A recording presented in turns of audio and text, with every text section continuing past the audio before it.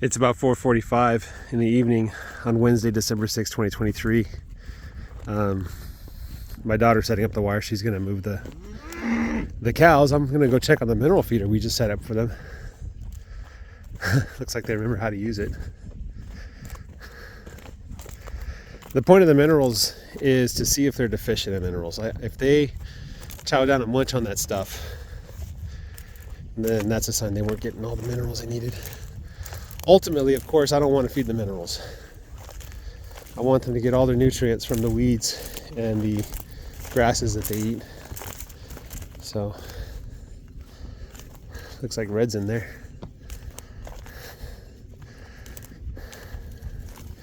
This is the 1212 from Martindale Feed Mill. I'm not sure what the 1212 stands for. I didn't read the packaging very much. This is the one that's for pasture cows.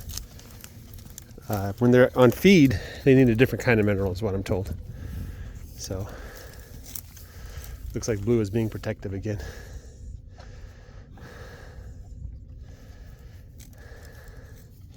And of course, the recommendation that many people say is keep the mineral feeder away from the water.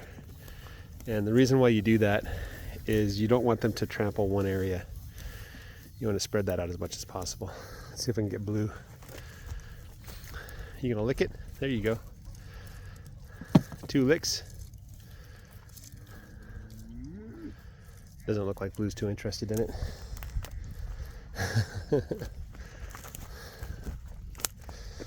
So Greg Judy does a system where he provides each of the different minerals separately, like in the same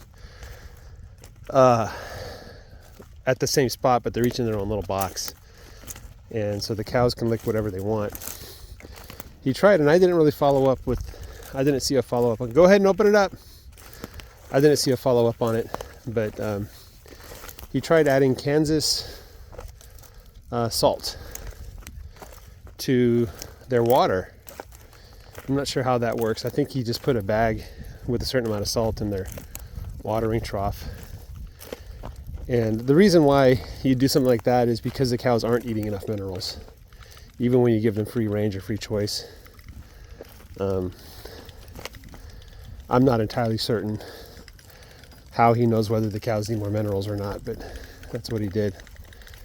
And I really haven't heard much about that since he did that experiment. I don't know what the results of it are.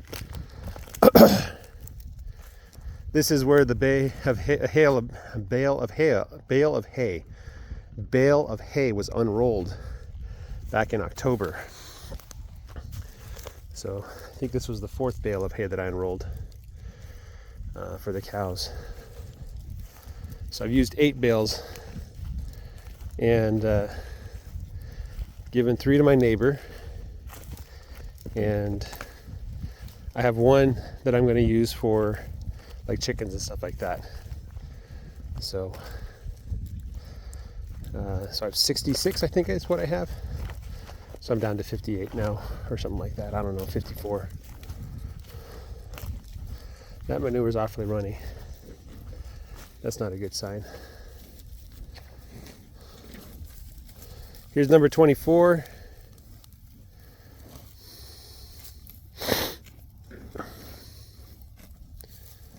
Yeah, her manure is not doing well now. She got manure on her tail. So it's either coming out, it's probably coming out soft. Ooh, there's lots of little clovers and stuff down there. That's a good sign.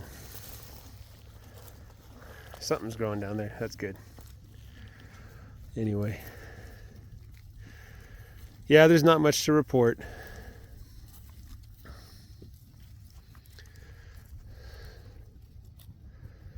Looks like 2 cows are down there by the minerals.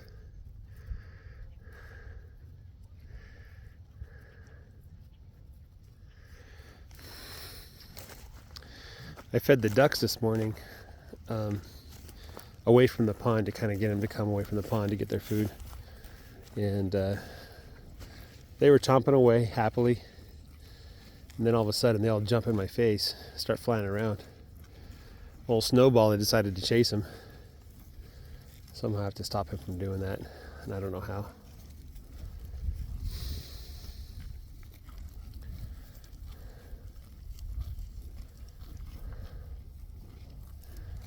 Yeah, there's a quite a bit of grass here. It's not quite as tall as I'd like it, of course, but there's a lot of it, and it's just going to get better as we go down a little bit further. So yeah, here's the old feed troughs from when I fed them all the way up to spring, and I just stopped feeding them and just left them in the field. I didn't think they would harden the field at all, and they should be weather resistant. There's no reason to put them up. And sure enough, there's grass growing under them. Yeah, they're fine. Yeah, there's another one down by that tree, just to the west of that tree. There's Snowball. All right, that's all I got for you guys. Have a great day. Bye bye.